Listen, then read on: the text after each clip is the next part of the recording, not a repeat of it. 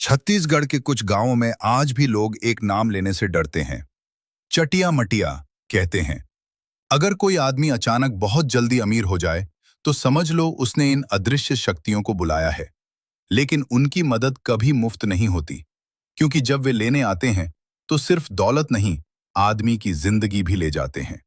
कहानी छत्तीसगढ़ के एक छोटे से गांव में रामू नाम का एक आदमी रहता था। रामू बहुत मेहनती था। सुबह सूरज निकलने से पहले वो खेतों में चला जाता, दिन भर खेतों में काम करता और रात को भी फसलों की रखवाली करता। उसकी पत्नी सीता और दो छोटे बच्चे थे। रामू की एक ही ख्वाहिश थी, मेरे बच्चों की जिंदगी मेरी तरह गरीबी में न गुजरे। लेकिन किस्मत जैसे उसका साथ नहीं दे रही थी। एक दिन रामू की पत्नी अचानक बहुत बीमार पड़ गई। उसे तेज बुखार था, बच्चे रो रहे थे और घर में दवा के लिए भी पैसे नहीं थे। मजबूर होकर रामू गांव के सबसे अमीर आदमी सेठ हरिराम के पास गया। रामू ने हाथ जोड़कर कहा, सेठ जी, मेरी पत्नी बहुत बीमार है, कुछ पैसे उधार दे दीजिए। सेठ ने उसे ऊपर से नीचे तक देखा और जोर से हंस पड़ा। अरे रामू, तू गरीब आदमी है, तू मेरे पैसे लौटाएगा कैसे? फिर उसने नौकरों से कहा, इसे यहां से भगा दो। रामू की आंखों में आंसू आ गए। उस दिन उसका दिल टूट गया। उस रात रामू बिना किसी को बताए गांव के बाहर जंगल की ओर चला गया।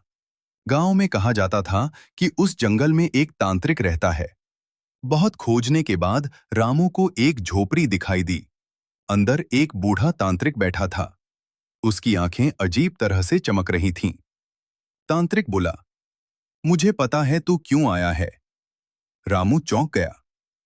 तुझे पैसा चाहिए और जल्दी अमीर बनना है? रामू ने हाँ में सिर हिला दिया। तांत्रिक धीरे से मुस्कुराया। फिर उसने एक नाम लिया, चटिया मटिया। रामू ने पहली बार यह नाम सुना था, चटिया मटिया। तांत्रिक बोला, ये दो अदृश्य शक्तियां हैं।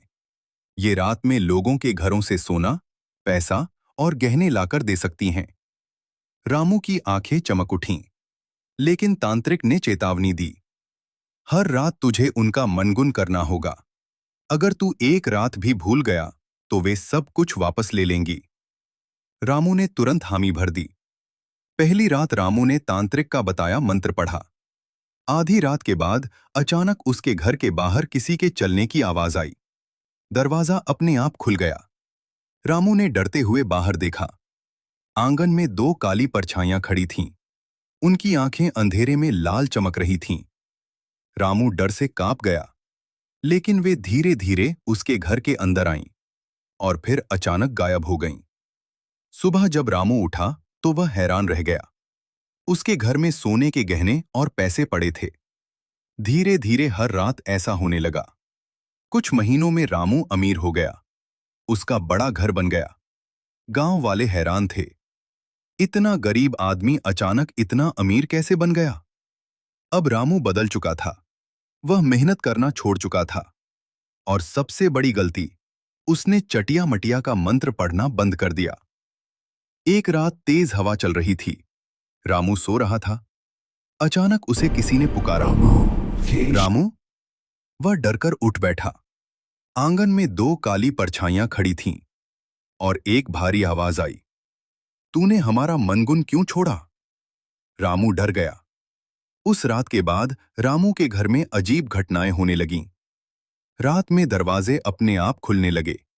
रसोई के बर्तन अपने आप गिरने लगे। कई बार बच्चे कहते, बाबा, आंगन में कोई खड़ा है।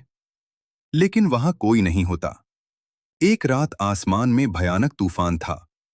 रामू ने फिर वही आवाज सुनी, हम अपना सब कुछ वापस लेने आए हैं।